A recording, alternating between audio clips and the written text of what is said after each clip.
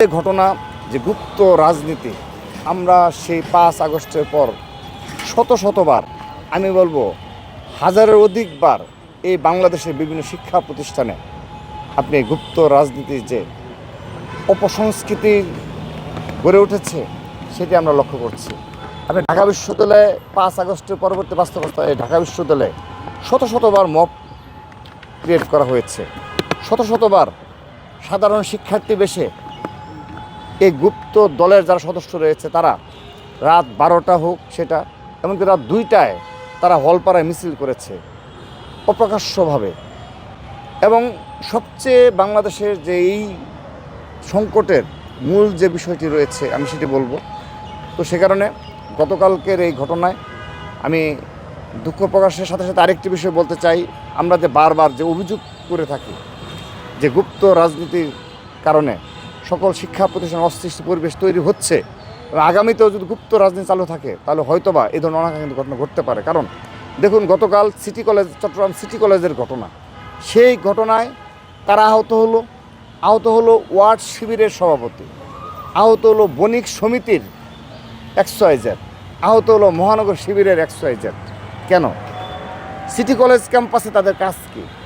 তারা কী উদ্দেশ্যে সেই সিটি কলেজ ক্যাম্পাসে এই ওয়ার্ড শিবিরের সভাপতি, মহানগর শিবিরের সভাপতি কেন? তার মানে স্পষ্ট প্রমাণ হচ্ছে যে অত্যন্ত পরিকল্পিতভাবে এবং প্রস্তুতি নিয়ে তারা কিন্তু কলেজ ক্যাম্পাসে প্রবেশ করেছে। পরবর্তীতে অনাকাঙ্ক্ষিত ঘটনা ঘটেছে। আমি তাদের প্রতি আহ্বান জানাই, তারা আজ যদি প্রকাশ্য রাজনীতিতে তারা সম্পৃক্ত থাকতো তাহলে জানতে পারতাম যে বণিক সমিতি সে কোন দলের অনুসারী, সে বিএনপি হতে পারে, আমরা তার বিরুদ্ধে ব্যবস্থার জন্য তারাও আহ্বান জানাতে পারতো। আপনি দেখেন মহানগরের অনেক সিনিয়র লোকজনকে আমরা দেখেছি কলেজ ক্যাম্পাসে। এরা কারা? এরা তো শিবিরের পক্ষে এরা অবস্থান নিয়েছে। এরা কারা? তো আমরা তো তারাও আমাদের বিরুদ্ধেই বলতে পারতো, যদি বিএনপির লোক হয়ে থাকতো বলতে পারতো যে বিএনপির এই নেতাকর্মীগুলো ক্যাম্পাসে প্রবেশ করেছে। আজকে তারাই বলছে যে ওয়ার্ড শিবিরের সভাপতি, তারপর মহানগর শিবিরের সভাপতি আহত হয়েছে। তো ঠিক আছে, তাদের এই সিটি কলেজ ক্যাম্পাসে তাদের কাজটা কী? তো আমি তাদের নিকট প্রশ্ন রাখছি, আপনারা গুপ্ত রাজনীতি বের হয়ে আসুন, আপনাদের পরিচিত হবেন, এলাকাবাসী জানবে, কলেজ ক্যাম্পাসের প্রতিবেশী যারা রয়েছে তারা জানবে। তাহলে এই ওয়ার্ড শিবিরের সভাপতি, মহানগর শিবিরের যারা নেতৃবৃন্দ, বণিক সমিতি নেতৃবৃন্দ গিয়ে কলেজ ক্যাম্পাসে গিয়ে এই ধরনের অনাকাঙ্ক্ষিত ঘটনার হবে না। অবশ্যই এখানে শিবিরের পুরো দায় আমি সেটা বলবো না। এটি যখন অনাকাঙ্ক্ষিত ঘটনা ঘটে স্বাভাবিকভাবেই কিছু না কিছু এনে পক্ষপাতিত্বের বিষয় চলে আসছে। সে কারণে আমি অনুরোধ জানাবো তারা যেন পক্ষপাতিত্বমূলকভাবে যে বক্তব্যগুলো গতকাল থেকে রেখে চলেছে সেখান থেকে বিরত হওয়ার আমি আহ্বান জানাচ্ছি। সেই সাথে বিগত ক্যাম্পাসগুলোতে বিশেষ করে চট্টগ্রামে বেশ কয়েকবার অশান্ত হয়েছে। আপনি দেখবেন সেখানে লেখা রয়েছে যে একটি বিশেষ গোষ্ঠী রয়েছে যারা এখানে ক্যাম্পাসে ওয়ালে লিখে রাখে, দেয়ালে লিখে রাখে যে ছাত্র রাজনীতি মুক্ত ক্যাম্পাস। কিন্তু তাদের এর নেপথ্যে মূল উদ্দেশ্যটাই হলো গুপ্ত রাজনীতির মাধ্যমে তারা ক্যাম্পাসকে দখল রেখে। এই ধরনের লিখন লেখাও কি রাজনীতির ভিতরে পড়ে না? কোনটা? এই যে যেগুলো তারা লিখছে এটাও তো রাজনীতির ভিতরে পড়ে না? এটি তো পুরোপুরি প্রমাণ হয়েছে। এই ঢাকা বিশ্ববিদ্যালয়ের মাটিতেও 5 আগস্টের পরে লেখা হয়েছে।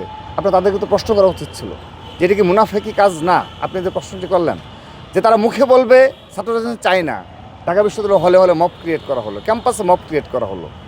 এবং জুলাই আগস্ট গণঅভ্যুত্থানে সেখানে স্পষ্টভাবে লেখা ছিল যে ছাত্র রাজনীতি নাকি থাকবে না। তাদের একটি অংশ এই ইস্যুতে তারা সরব ছিল। তো আপনি দেখবেন আজকের দিন পর্যন্ত যেখানে তারা গুপ্ত রাজনীতিতে সফল সেখানে শুধু ছাত্র রাজনীতি প্রচলিত নেই। আর যেখানে তাদের পেশি শক্তি রয়েছে, যেখানে তারা তাদের নেতাকর্মীদের কিছুটা প্রকাশ্য নিয়ে এসে ক্যাম্পাস দখল রাখতে পেরেছে সেখানে তারা কিন্তু ঠিক ওপেন হচ্ছে। এই ঢাকা বিশ্ববিদ্যালয়ে এটা আংশিক কমিটি তারা প্রকাশ করেছে।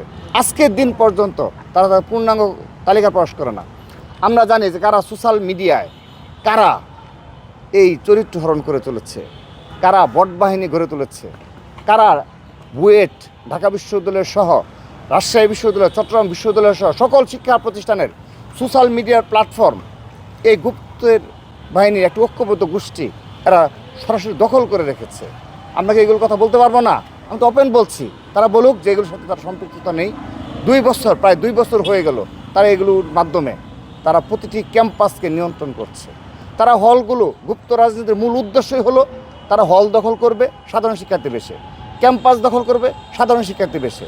গুপ্ত রাজনীতির মূল উদ্দেশ্য হলো যে সকল শিক্ষা প্রতিষ্ঠানের যে সামাজিক যোগাযোগ মাধ্যমের যে প্ল্যাটফর্মগুলো সেগুলো তারা দখল করবে, বিরোধী পক্ষের চরিত্র হরণ করবে, কিন্তু সেগুলো তারা শিবির নামে আসবে না। তারা বলবে আমরা একটা সাধারণ শিক্ষার্থী, আমি তোমাকে দুটো গালি দিলাম।